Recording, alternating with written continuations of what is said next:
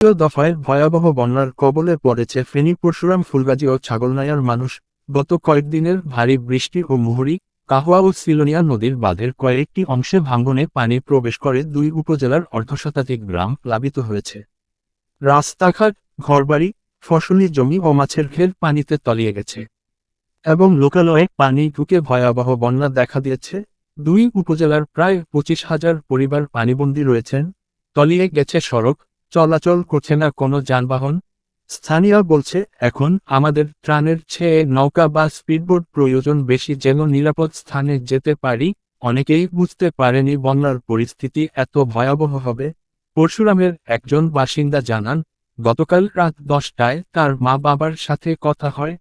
তারা বাড়িতে আটকে আছে, ঘরে হাঁটু পরিমাণ পানি, রাস্তা দেখা যাচ্ছে না, কিভাবে যাবে আশ্রয়কেন্দ্রে।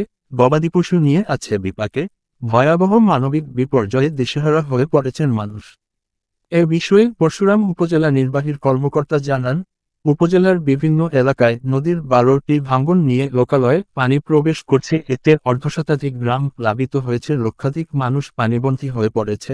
নদীর পানি বিপদসীমার উপর দিয়ে প্রবাহিত হচ্ছে।